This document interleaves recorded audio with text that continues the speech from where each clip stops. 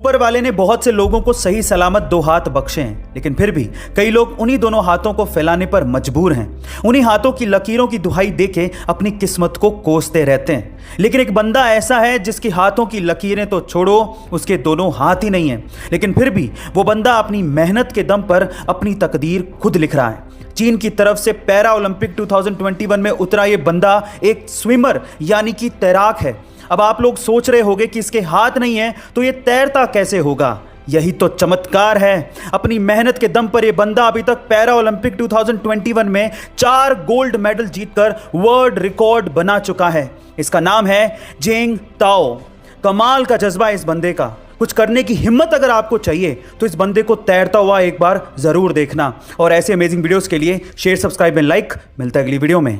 भारत के इतिहास में सर्वोच्च स्थान और सर्वोच्च सम्मान पाने वाला एक ऐसा आदमी जिसके पास पहनने को 6 पैंट, 4 शर्ट और 3 सूट थे। एक ऐसा आदमी जिसके पास 46 डॉक्टरेट की डिग्रियां थी। एक ऐसा आदमी जिसके पास असली धन के तौर पर 2500 किताबें थी।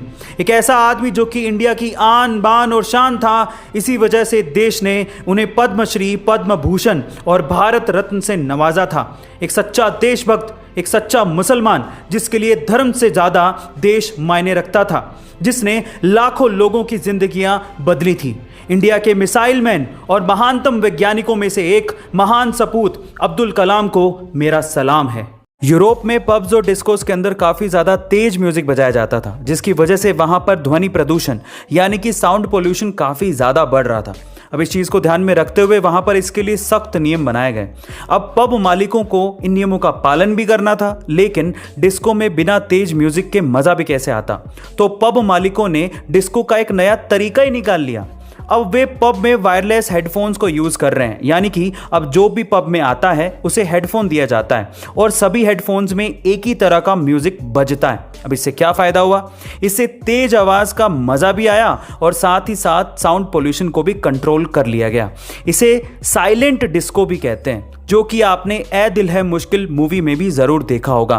गाइस, आपको ये इंटरेस्टिंग फैक्ट कैसा लगा कमेंट सेक्शन में ज़रूर लिखिएगा। और ऐसे अमेजिंग वीडियोस के लिए शेयर, सब्सक्राइब एंड लाइक। मिलता है अगली वीडियो में।